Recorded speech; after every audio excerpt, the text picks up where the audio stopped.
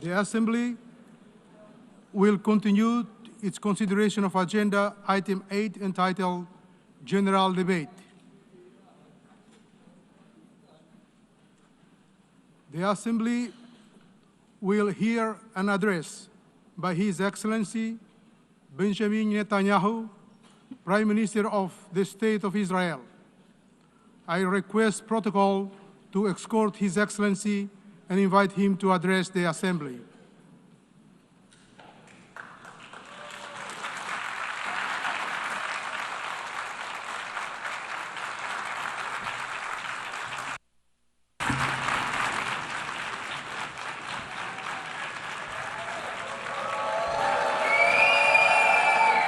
Please, order in the hall.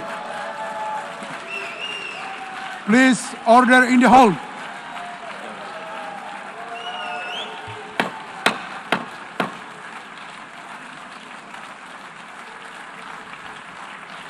Please, order in the hall.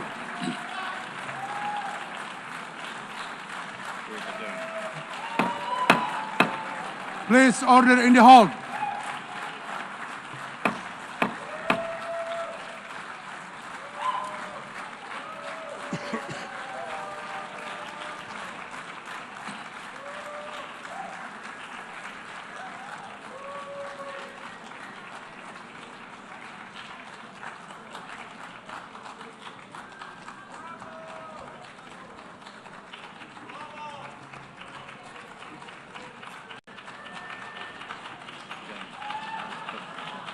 Please, order in the hall, and please be seated.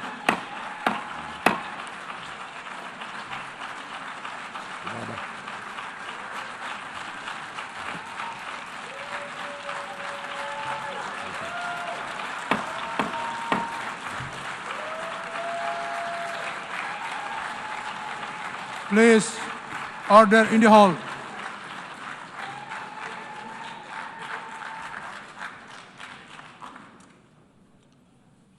Mr. President, the families of our dear hostages languishing in the dungeons of Gaza, ladies and gentlemen, last year I stood at this podium and I showed this map. It shows the curse of Iran's terror axis. This axis threatened the peace of the entire world. It threatened the stability of our region and the very existence of my country, Israel. Iran was rapidly developing a massive nuclear weapons program and a massive ballistic missile program. These were meant not only to destroy Israel, they were meant also to threaten the United States and blackmail nations everywhere. From Gaza, Yahya Sinwar dispatched waves of Hamas terrorists. They stormed into Israel on October 7th and committed acts of unspeakable savagery.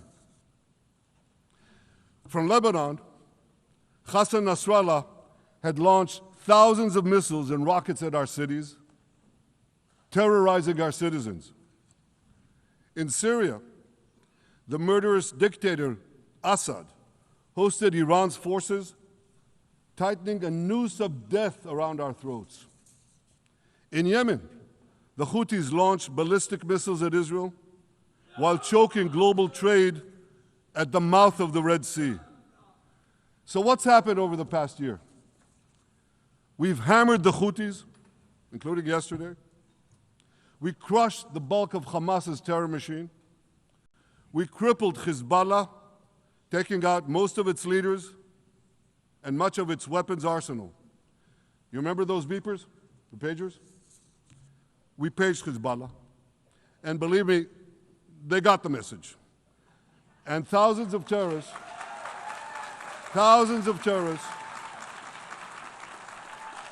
dropped to the ground. We destroyed Assad's armaments in Syria. We deterred Iran's Shiite militias in Iraq. And most importantly, and above anything else that I could say to you or that we did in this past year, in this past decade, we devastated Iran's atomic weapons and ballistic missiles programs.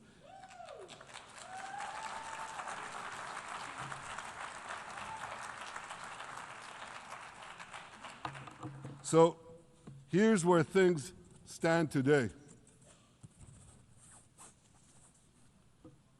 Half the Houthi leadership in Yemen, gone.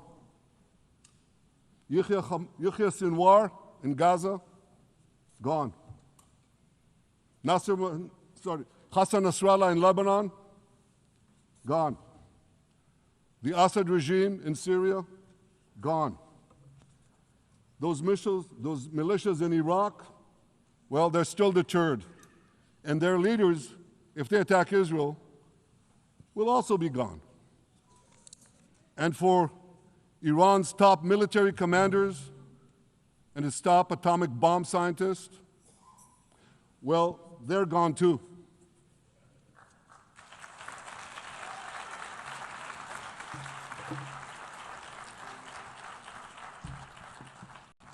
Israel's 12-day war with Iran, which I renamed Operation Rising Lion, that's from the Bible. This 12-day war will go down in the annals of military history. Our daring pilots neutralized Iran's missile defenses and took control of the skies over Tehran. And you saw this. Israeli fighter pilots and American B-2 pilots bombed Iran's nuclear enrichment sites. I want to thank President Trump for his bold and decisive action.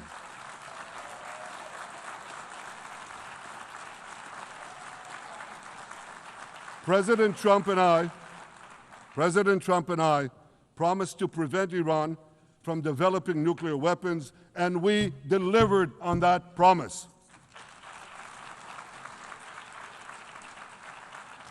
We removed an existential threat to Israel, and a mortal threat to the civilized world. We lifted a dark cloud that could have claimed millions and millions of lives. But, ladies and gentlemen, we must remain vigilant. We must remain absolutely clear-minded and vigilant. We must not allow Iran to rebuild its military nuclear capacities. Iran's stockpiles of enriched uranium, these stockpiles must be eliminated.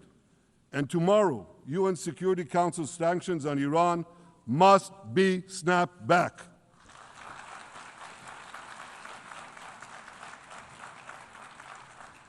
Thanks to the resolve of our people, the courage of our soldiers, and the bold decisions we took, Israel rebounded from its darkest day to deliver one of the most stunning military comebacks in history.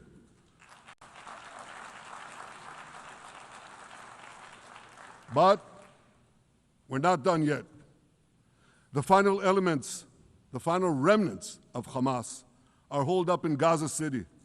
They vow to repeat the atrocities of October 7th again and again and again, no matter how diminished their forces. That is why Israel must finish the job. That is why we want to do so as fast as possible.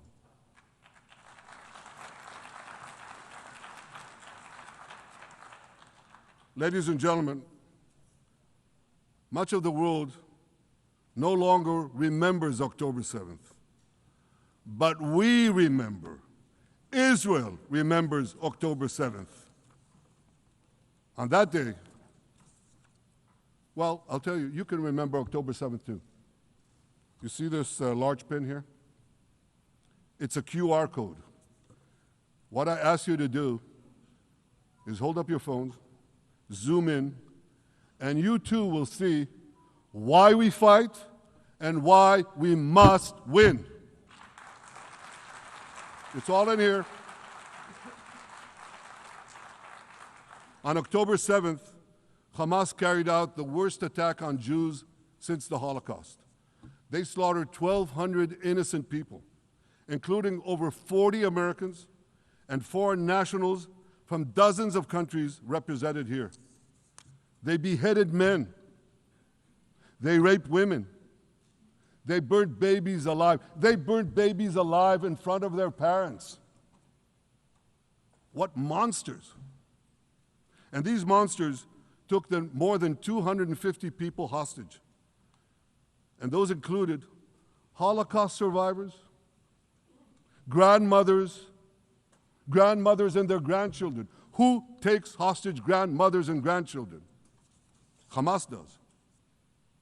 So far, we've brought home 207 of these hostages, but 48 still remain in the dungeons of Gaza. 20 of them are alive, starved, tortured, deprived of any daylight, deprived of humanity. These are the names of the 20 living hostages. Matan Angrest, Gali and Zerv Berman, brothers, Elkanah Buchbot, Rom Braslavsky, Nimrod Cohen, Ariel and David Cunyo, another pair of brothers, Guy Gilboa Dalal, Evyatar David. You saw the picture of Evyatar David, emaciated, forced to dig his own grave. Maxim Herkin, Eitan Horn, Segev Kalfon, Bar Kupperstein, Omri Meran, Eitan Moore, Yosef Chaim Ochana, Alon Ohel, Avinatam Or, and Matan Tsengarker. Now, ladies and gentlemen, I want to do something I've never done before. I want to speak from this forum directly to those hostages through loudspeakers. I've surrounded Gaza with massive loudspeakers connected to this microphone in the hope that our dear hostages will hear my message. And I'll say it first in Hebrew and then in English. אחינו הגיבורים, מדבר ראש הממשלה בנימין נתניהו. אני פונה עליכם מעל בימת האו"ם. לא שכחנו אתכם, אפילו לא לשנייה. העם כולו איתכם, ואנחנו לא נשקוט ולא נרפה עד שנחזיר את כולכם הביתה. החיים והחללים כאחד.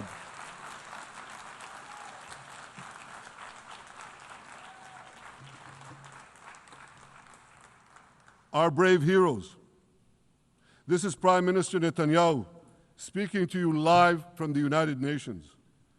We have not forgotten you, not even for a second.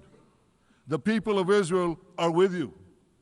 We will not falter and we will not rest until we bring all of you home.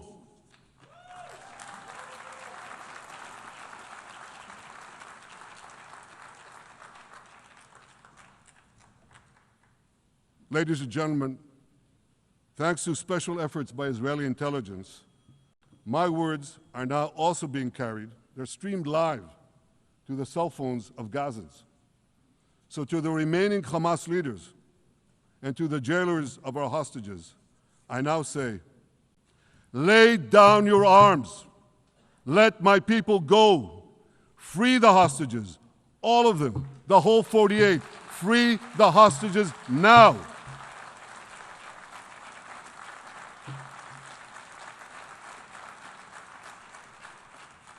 If you do, you will live. If you don't, Israel will hunt you down. Ladies and gentlemen, if Hamas agrees to our demands, the war could end right now. Gaza would be demilitarized, Israel would retain overriding security control, and a peaceful civilian authority would be established by Gazans and others committed to peace with Israel. And of course, you understand that the war in Gaza has affected every Israeli. But I'm sure there are people in New York or in London or in Melbourne and elsewhere who are probably thinking, what does all of this have to do with me? And the answer is everything. because our enemies are your enemies. So let's do something else, so first at the UN. Let's do a pop quiz. And raise your hand if you know the answer. Here's the first question. Who shouts, "Death to America"? Is it A, Iran, B, Hamas, C, Hezbollah, D, the Houthis, or E, all of the above? All of the above. Correct, all of the above. Second question. Who has murdered Americans and Europeans in cold blood? Is it A, Al-Qaeda, B, Hamas, C, Hezbollah, D, Iran, or E, all of the above? All of the above. Correct. Again. So here's the point I wanted to make. Our enemies hate all of us with equal venom. They want to drag the modern world back to the past, to a dark age of violence, fanaticism, and terror. I think many of you are already feeling in your own societies the radical Islamist surge. You know, I'm sure you do, you know deep down that Israel is fighting your fight. So I want to tell you a secret. Behind closed doors, many of the leaders who publicly condemn us privately thank us. They tell me how much they value Israel's superb intelligence services that have prevented time and again terrorist attacks in their capitals, time and again saving countless lives. General George Keegan, former head of U.S. Air Force intelligence, once said, "If the United States had to gather on its own the intelligence that Israel gives us, we would have to establish 5 CIAs. 5 CIAs. This past June, when Israel struck Iran's nuclear facilities, German Chancellor Merz admitted the truth. He said, "Israel is doing the dirty work for all of us." President Trump understands better than any other leader that Israel and America face a common threat. He showed the world that when Iran and its proxies murder Americans, take Americans hostage, shout death to America, burn American flags, and try to assassinate the President of the United States, not once, but twice. He showed them there is a price to pay for all that.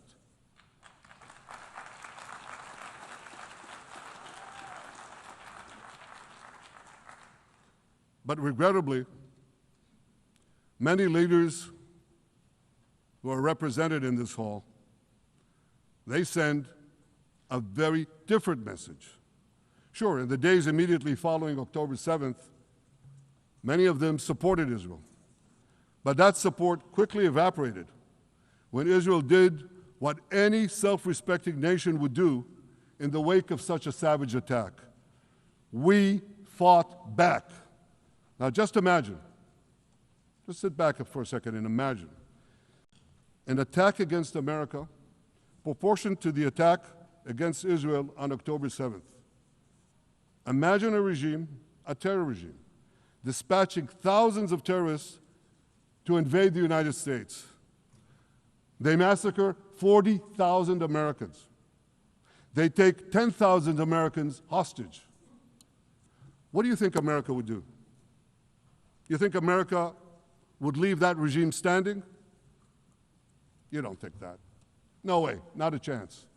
The United States would wipe out that terror regime and ensure that such savagery would never threaten America again.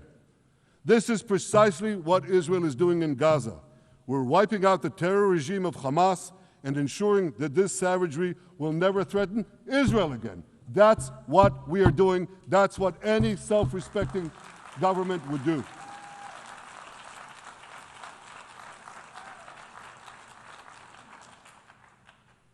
Yet, and it's a yet that I'm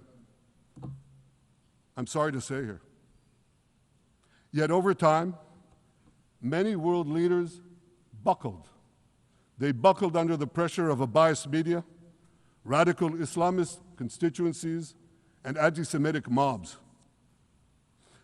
There's a familiar saying, when the going gets tough, the tough get going. Well, for many countries here, when the going got tough, you caved. And here's the shameful result of that collapse. For much of the past 2 years, Israel has had to fight a seven-front war against barbarism, with many of your nations opposing us. Astoundingly, as we fight the terrorists who murdered many of your citizens, you are fighting us. You condemn us, you embargo us, and you wage political and legal warfare, it's called lawfare, against us. I say to the representatives of those nations, this is not an indictment of Israel. It's an indictment of you. It's an indictment of weak-kneed leaders who appease evil rather than support a nation whose brave soldiers guard you from the barbarians at the gate. They're already penetrating your gates. When will you learn? You can't appease your way out of jihad, and you won't escape the Islamist storm by sacrificing Israel. To overcome that storm, you have to stand with Israel. But that's not what you're doing. As the prophets of Israel foretold in the Bible, you've turned good into evil and evil into good. Now I want to drill down on this. Take the false charge of genocide. Israel is accused of deliberately targeting civilians. Ladies and gentlemen, the opposite is true. The head of urban warfare studies, Colonel John Spencer, he's perhaps the world's greatest expert on urban warfare. And he says, Israel is applying more measures to minimize civilian casualties than any military in history. And because we're doing that, the ratio of non-combatant to combatant casualties is less than 2 to 1 in Gaza. That's an astoundingly low ratio, lower than NATO's wars in Afghanistan and Iraq, especially when you consider that Gaza is one of the most densely populated urban areas on Earth. It has hundreds of miles of terror tunnels underground, and it has countless terror towers above ground, and thousands of terrorists embedded in the tunnels and in these towers in civilian areas. If you want to see what measures Israel takes to avoid civilian casualties in this war, just look at what we're doing now in Gaza City, the last Hamas stronghold, one of the 2 last strongholds. For 3 weeks, Israel dropped millions of leaflets, sent millions of text messages, and made countless phone calls urging civilians to leave Gaza City before our military moves in. At the same time, Hamas implants itself in mosques, schools, hospitals, apartment buildings, and tries to force those civilians not to leave, to stay in harm's way. And it often threatens them at gunpoint if they try to do so. For Israel, every civilian casualty is a tragedy. For Hamas, it's a strategy. Hamas uses civilians as human shields and as props in its sick propaganda war in Israel, against Israel, a propaganda war that the Western media buys hook, line, and sinker.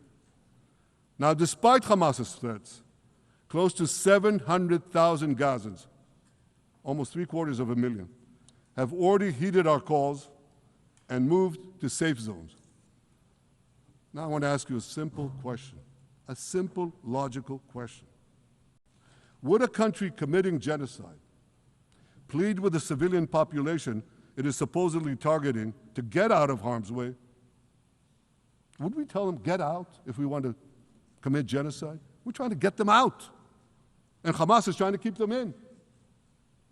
And this charge is so baseless. The comparison to genocide, wholesale slaughter of populations. What, did the Nazis ask the Jews to leave, kindly leave, go out? Did others, you want me to name all the genocidal leaders of history? Just go one by one. Did anyone do this? Did they say, get out so we can come in? Of course not. So the truth has been turned on its head. Hamas, a genocidal terrorist organization whose charter calls for the murder of all Jews on the planet, this genocidal organization is given a pass. It's barely mentioned. While Israel, which does everything it can to get civilians out of harm's way, Israel is put in the dock. What a joke. You want to hear another one? Israel is accused of deliberately starving the people of Gaza when Israel is deliberately feeding the people of Gaza. Since the beginning of the war, Israel has let into Gaza more than 2 million tons of food and aid. That's 1 ton of aid for every man, woman, and child in Gaza.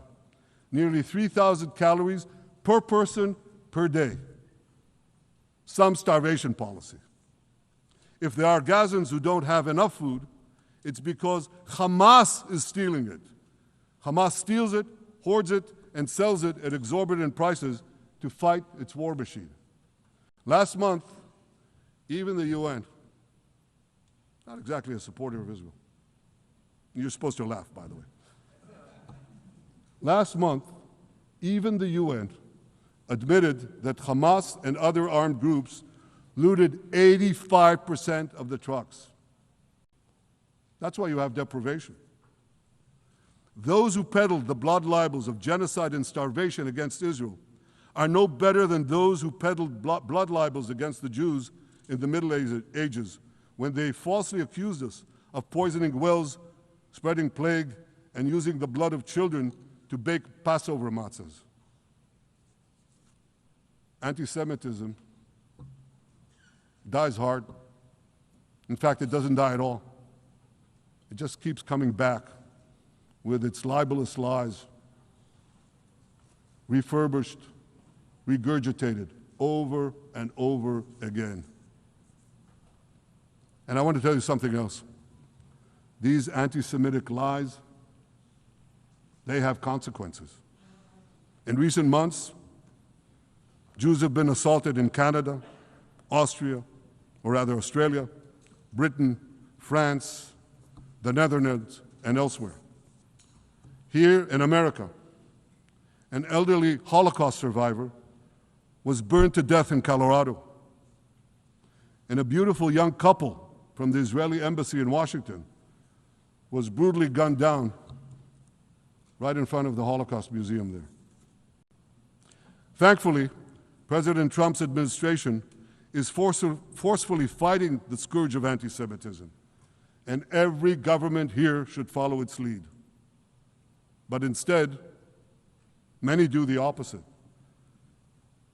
They actually reward the worst anti-Semites on earth. This week, the leaders of France, Britain, Australia, Canada, and other countries unconditionally recognized a Palestinian state. They did so after the horrors committed by Hamas on October 7th. Horrors praised on that day by nearly 90% of the Palestinian population. Now, let me say that again. Nearly 90% of Palestinians supported the attack on October 7th. It's not supported only, they celebrated it. They danced on the rooftops. They threw candies. That's both in Gaza and in Judea, Samaria, the West Bank, as you call it.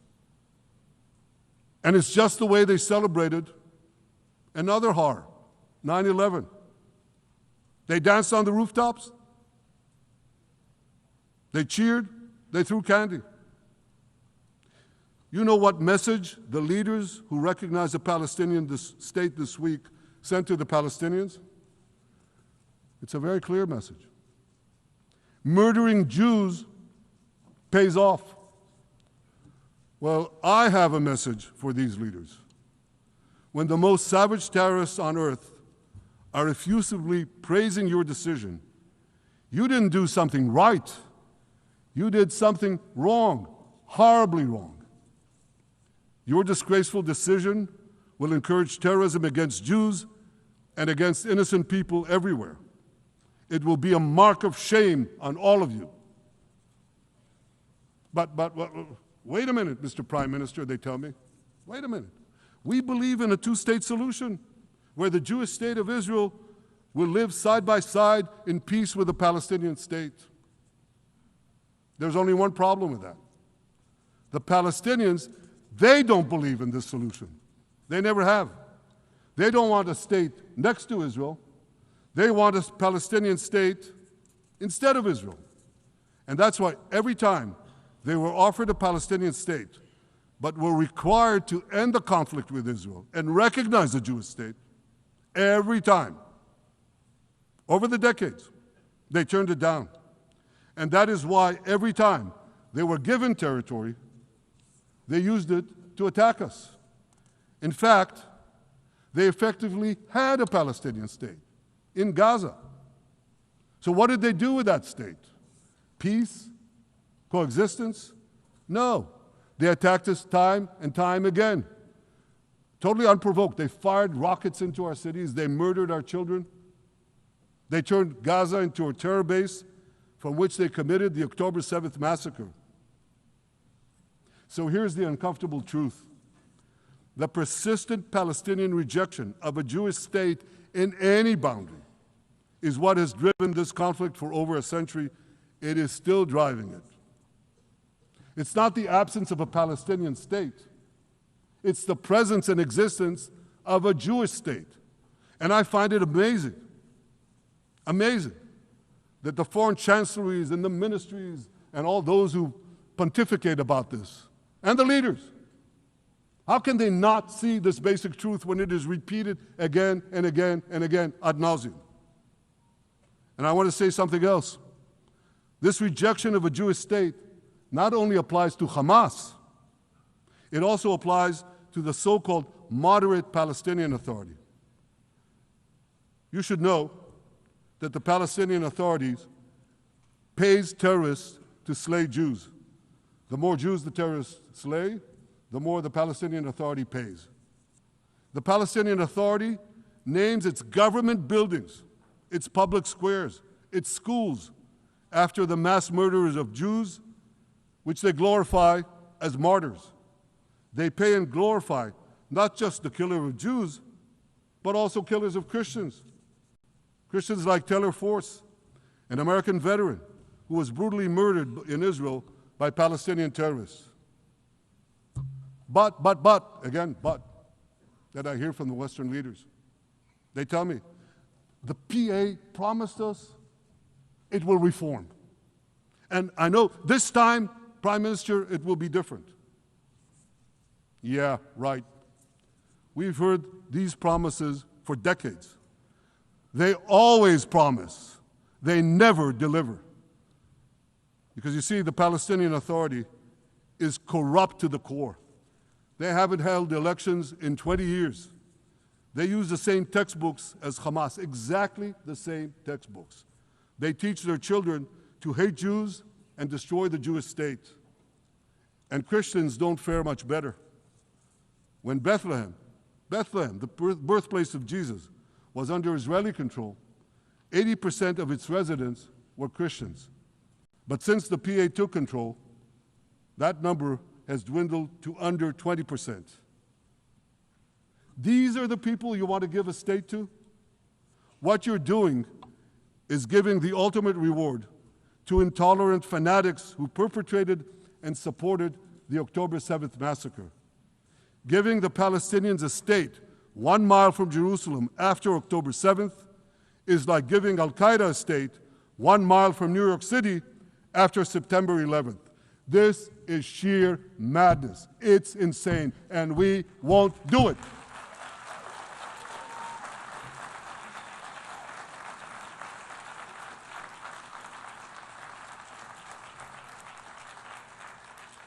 So here's another message to those Western leaders. Israel will not allow you to shove a terror state down our throats. We will not commit national suicide because you don't have the guts to face down a hostile media and anti-Semitic mobs demanding Israel's blood. And I want you to grasp something else, which is also distorted in the media. I say this not only in my name or the name of my government, but on behalf of all the people of Israel. Last year, there was a vote in the Knesset, our parliament, whether or not to oppose the imposition of a Palestinian state. You want to guess what the results were? Out of 120 members of our parliament, 99 voted against and only 9 supported. That's over 90%. It's not a fringe group. It's not the prime minister who himself is extreme or he's held hostage by extreme parties to his right. It's over 90% of Israelis. My opposition to a Palestinian state is not simply my policies or my government's policy. It's the policy of the state and people of the state of Israel.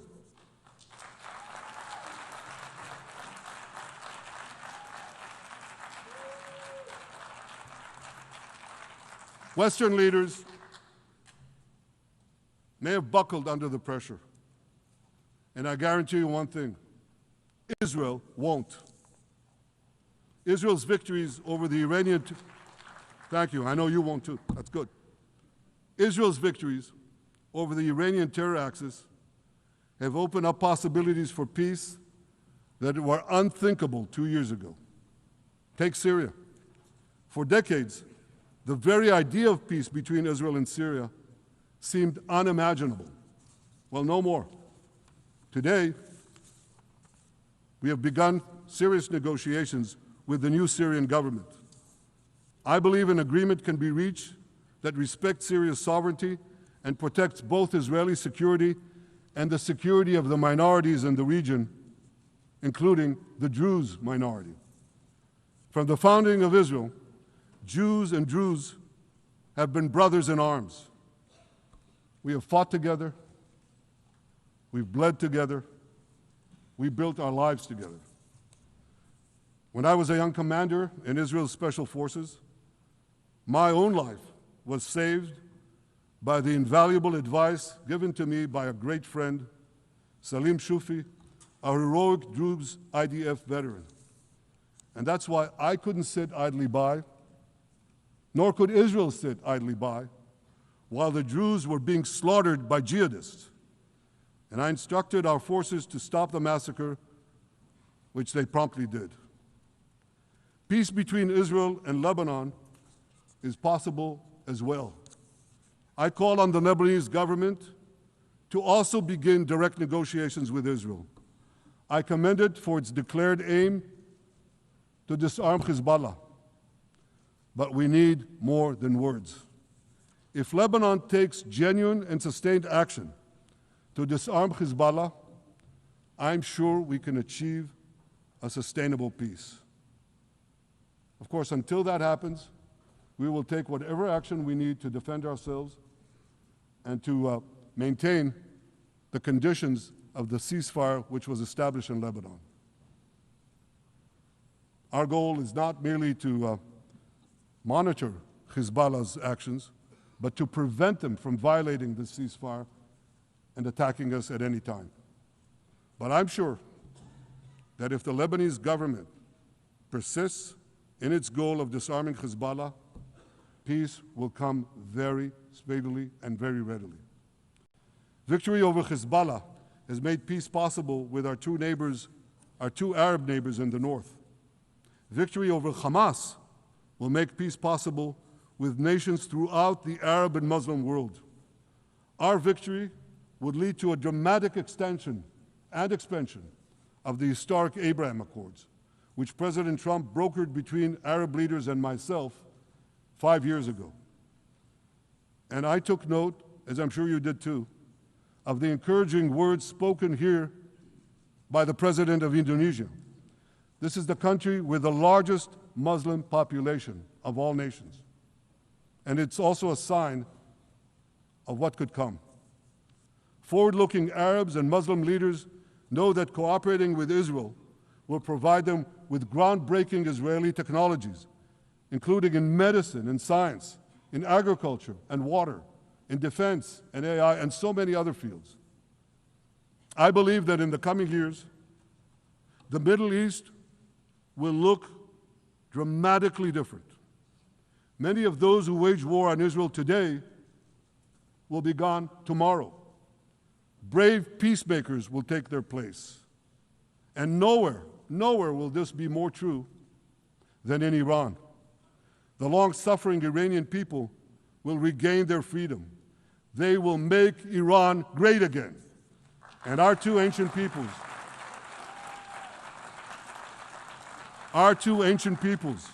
the people of Israel and the people of Iran, will restore a friendship that will benefit the entire world. Ladies and gentlemen, the horrors that happened on one dark day, October 7th, those horrors happened countless times during the centuries of my people's exiles among the nations. Jewish blood was cheap. Jews were killed with impunity. We had to beg others to defend us. The rise of Israel did not mean that the attempts to destroy us would end. It meant that we could fight back against those attempts. And that is exactly what Israel has done since October 7th. Our sons and daughters fought like lions. Our brave soldiers donned their uniforms and rushed into battle. They were armed with the dreams of the 100 generations of Jews who came before them.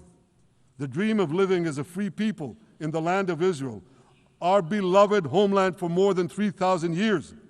The dreams of living in our own independent state. The dream of having an army to defend ourselves. And the dream of being a light unto the nations, a beacon of progress, ingenuity, innovation for the benefit of all humanity.